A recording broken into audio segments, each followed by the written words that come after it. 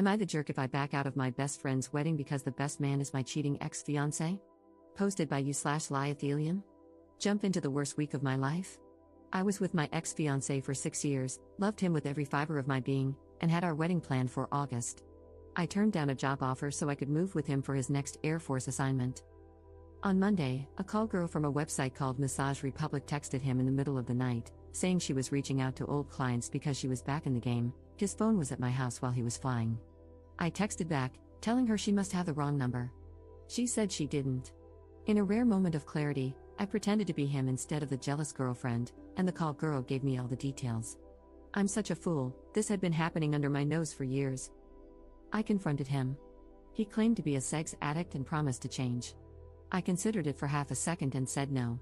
Cue uncontrollable crying, self-doubt, a battery of STD tests, awkward encounters with him, a fight over the ring, and his mom, whom I loved, calling me non-stop, begging me to reconsider, on and on.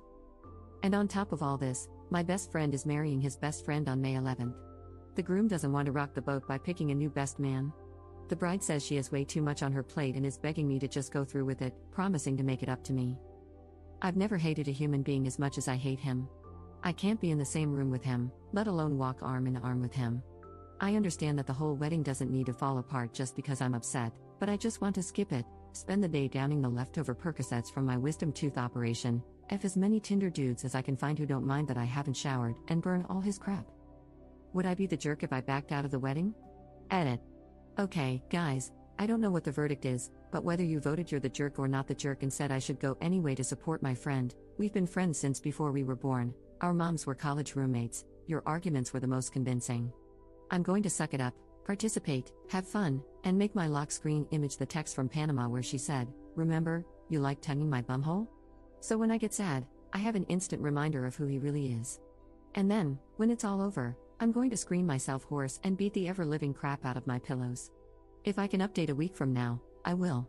I still have a lot of reading to do, so thank you all for commenting. Edit 2. Guys, I've had the worst week of my life and have been crying almost non-stop since 3 a.m. last Monday, or Tuesday, or whatever. I need to clear up people calling my best friend the jerk, that just isn't the case at all. I love her as much as I love any person on the planet, and she has my back. But this wedding is now a week away. It's not as simple as kicking me out or asking my ex-fiancé not to come. Everyone is furious with him, but only she, he, and I know the details about the call girls.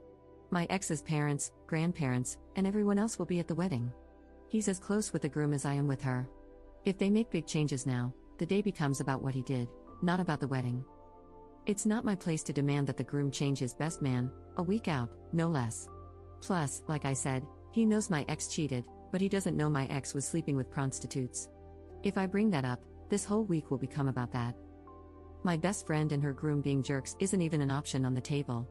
They didn't do anything wrong and are just reacting with the best information they have.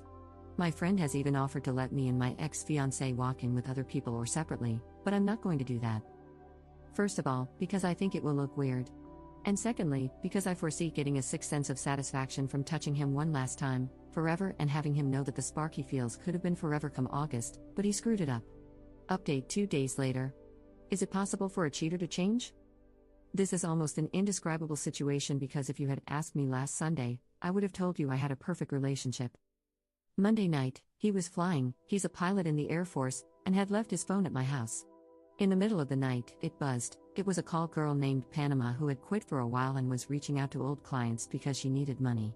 I logged into his phone, we share passwords on almost everything, and initially told her she had the wrong number, but far too much of what she said was identifiable to him. I confronted him when he got home, and he didn't try to deny it at all. He confessed that he had seen 2 separate call girls for about a year, sometimes at the same time. He claims he's a sex addict and has been in treatment for about a year. I knew he was in counseling, but I thought it was for grief over a friend of his dying overseas. He promises me that he hasn't seen either of the girls for 18 months and that it's the only time he's ever cheated in the 6 years we've been together. Last week, I was livid. I couldn't stand to be around him, lest I might do things I would regret. Last night, in a moment of weakness, I called him because I just wanted to hear it from him one more time, why he did it, why he needed call girls. I was so open to trying anything in bed, just why? And the truth is, I miss him so much it's killing me, so a part of me just wanted to hear his voice and know that he's alive in this world. We ended up having the friendliest conversation we've had since I found out, over the course of about 4 hours. The reality is, I still love him. I love everything about him, except the call girls part.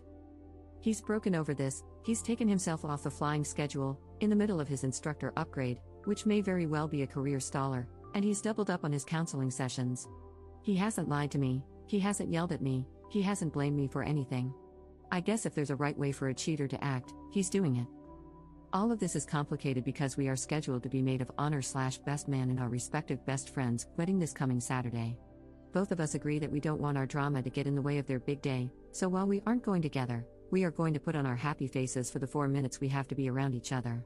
But I'm worried I'm going to break when I see him tall, glorious, and handsome in his tux. I am so devastated. I don't know what to do. I miss him more than I miss any other person, but I also hate him more than I hate any other person. What in the hell should I do? Can a cheater ever change? Second update 6 days later. I've logged into this throwaway a couple of times over the past weekend, honest to God, have 50 DMs and comments asking me to update, so here goes. Some of you may also know that my story got featured on major news websites and blogs. It was crazy. I left way too much identifiable info in my post, so pretty much my entire social circle knew it was me, and that was also how most everyone figured out my ex had been cheating.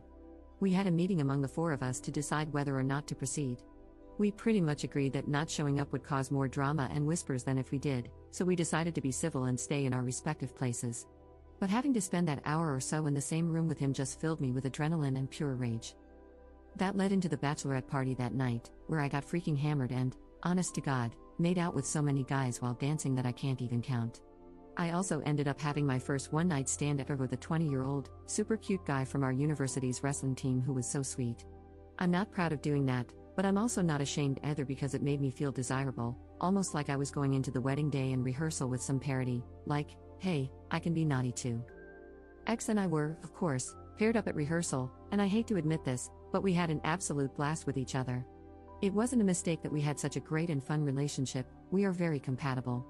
It probably also worked because we were able to put the issue aside and focus on something else. The wedding was very much the same way.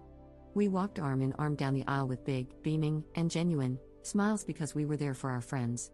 I had prepared a really nasty maid of honor toast that would have praised my friend and her loving relationship, loyalty, and truthfulness. I even included a line about never knowing who might call in the middle of the night, but as the reception wore on, I could tell the weight of the situation was really getting to my ex, and I felt like I didn't need to twist the knife any further, so I gave a nice but very generic toast instead.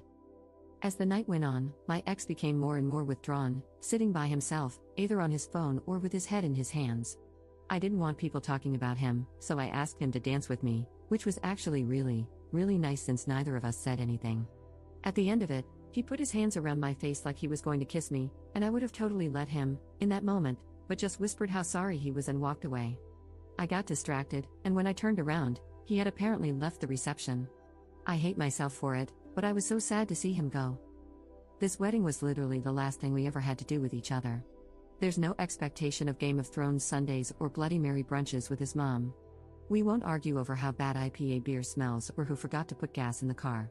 The reality of him just being able to leave without me arguing that I'm not ready to go yet, classic introvert/extrovert pairing here, sunk in, that this is over. Like, over. I went and cried uncontrollably in the hotel kitchen until the bride found me, and we cried together for a good half an hour. At that moment, I knew I had made the right choice by being there for my friend. So that's that. The wedding is over and done with. No real drama, just lots and lots of hurt feelings and a huge broken heart that I'm not sure will ever heal. I wish I could just turn off loving him, but it's not going to happen. Edit.